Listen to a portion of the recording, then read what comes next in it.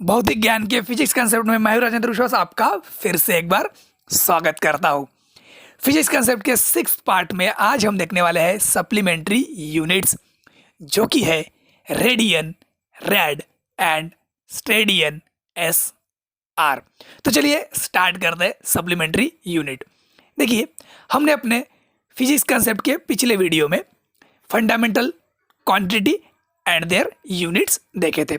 अभी उन जो 7 फंडामेंटल क्वांटिटी है और उनके यूनिट के अलावा भी 2 फिजिकल क्वांटिटी और उनका यूनिट का यूज़ किया जाता है, जो कि है पहला प्लेन एंगल, जिसका यूनिट है रेडियन, रेड, एंड सेकेंड है सॉलिड एंगल, जो कि स्टेडियन से हम इसको मेजर करते हैं, मतलब यूनिट उसका स्टेडियन एस आर।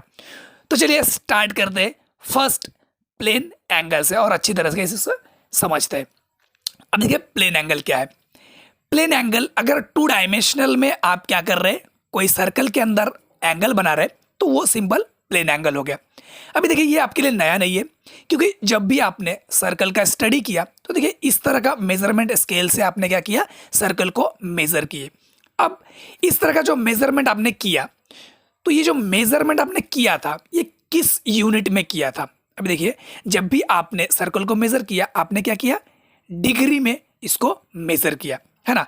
तो ये जो डिग्री है प्लेन एंगल का यूनिट है, लेकिन अभी हमें प्लेन एंगल के लिए डिग्री ना लेके हमें लेना है रेड में। हम इसी प्लेन एंगल को रेडियन, रेड में मेजर करेंगे। तो वही हमको समझना है कि एक्चुअल में इस रेडियन को निकालते कैसे, मतलब ये जो प्लेन एंगल है इस प्लेन एंगल को किस तरह से निकालते हैं। तो देखिए ये भी आपके लिए नया नहीं है, क्योंकि जब भी आपने सर्कल का स्टडी किया तो आपने सरकमफरेंस ऑफ द सर्कल निकाला या एरिया ऑफ द सर्कल निकाला, तो आपने 2 पाई आर या फॉर्मूला जो भी है वो आपने यूज़ किया, उसमें आपने लेकिन पाई का यूज़ किया। अब ये जो पाई है, पाई है क्या, वो हम आगे समझेंगे। अब देखिए प्लेन एंगल को निकालते कैसे।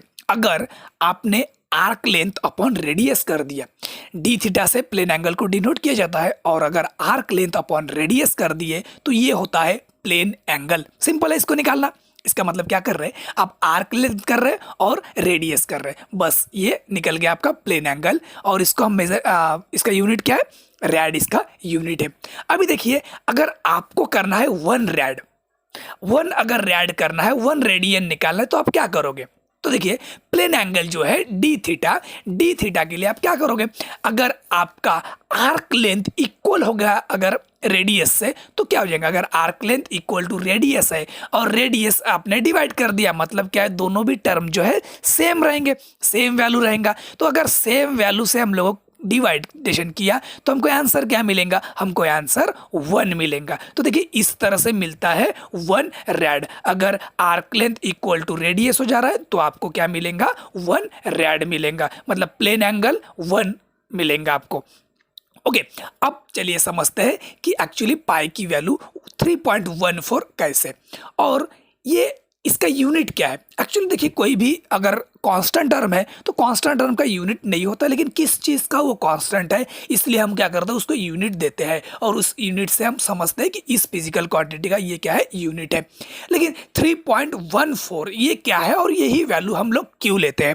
देखिए, जब भी आपने सर्कल का स्टडी किया तब आपने इसके लिए पाई का भी यूज़ किया, इसके सरकमफरेंस को निकालने के लिए, एरिया के निकालने के लिए। अब देखिए ये जो आपको फर्स्ट ब्लॉक दिख रहा है, इस फर्स्ट ब्लॉक में आपको क्या दिख रहा है, रेडियस इक्वल हो गया आर्क लेंथ के, तो ये क्या होगा, 1 रेड होगा। सेम सेकंड में भी वैसा ही होगा, और देखिए थर्ड में भी वैसा ही होगा। और देखिए थोड़ा सा यहाँ पे पोर्शन क्या हुआ, बच गया। तो ये जो थोड़ा पोर्शन बचा हुआ है, इसका वैल्यू कितना होता है, इसका वैल्यू होता है 0.14।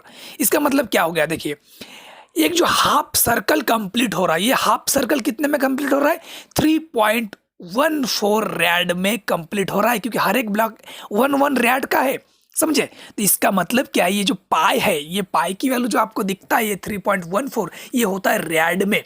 और यही पाई की जो वैल्यू है, अगर आप बोलोगे तो ये हाफ सर्कल कंप्लीट हो गया, हाफ सर्कल कंप्लीट हो गया, इसका मतलब क्या हो गया, ये जो है 180 डिग्री का हो गया। मतलब पाई इज इक्वल टू, आप 180 डिग्री भी बोल सकते हो। इसका मतलब क्या हो गया, 180 डिग्री इज इक्वल टू क्या हो गया, 3.14 रेड। तो इस तरह से हम पाई की वैल्यू 3.14 लेते हैं। अब चलिए नेक्स्ट समझते हैं सॉलिड एंगल। अब देखिए प्लेन एंगल में हमने क्या लिया, एक सर्कल लिए और उसके सेंटर से अगर आप क्या किए, दो एक्सिस में दो लाइन खींच रहे और उसके बीच में जो एंगल बनता है वो एंगल क्या था, प्लेन एंगल था। अब सॉलिड एंगल में क्या होता है, सॉलिड एंगल को अगर समझना है तो एक कंसीडर कर लीजिए तरबूज, ठीक है।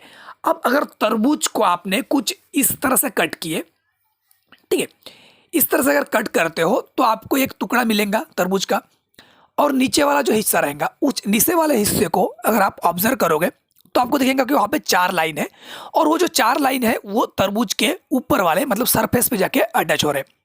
तो उन चारों लाइन के बीच में अगर एक सर्कल आप बना रहे हो, ठीक है, वो चारों लाइन को अटैच करके एक अगर सर्कल बना रहे हो तो वो क्या होता है, सॉलिड एंगल होता है। तो इसका मतलब क्या है, सॉलिड एंगल जो है वो 3 डायमेंशनल में होता है।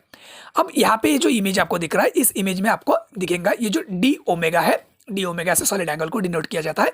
वो जो एंगल है ग्रीन, छोटा सा जो ग्रीन पोर्शन है वो पूरा का पूरा पोर्शन क्या है, सॉलिड एंगल है, ठीक है। अब देखिए सॉलिड एंगल को निकालते कैसे। अगर जो सरफेस एरिया आपको दिख रहा है यहाँ पे, जो सरफेस एरिया है स्पेयर का डी ए जहां से डिनोट किया है, ठीक है, वो डिवाइडेड बाय आर स्क्वायर अगर कर रहे हैं, surface area of the sphere divided by R square अगर कर रहे हैं तो वो मिल गया आपका सॉलिड एंगल, जिसको निकालते हैं रेडियन में एस आर से। ओके, अब ये जो फॉर्मूला है, इस फॉर्मूला को अगर आपको पढ़ना आ गया तो बस आपको सॉलिड एंगल का डेफिनेशन भी लिखना आ जाएगा।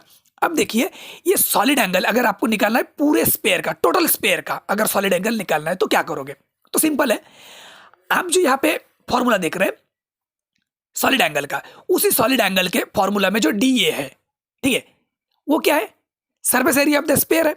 तो आप अगर total surface area of the sphere ले रहे हैं और डी ए की जगह पे आप पुट अप कर रहे हैं तो आपको क्या मिलेगा, आपको टोटल पूरे के पूरे सरफेस का मतलब स्पेयर का जो पूरा सरफेस रहेगा उस पूरे स्पेयर के सरफेस का आपको क्या मिलेगा, एरिया मिल जाएगा।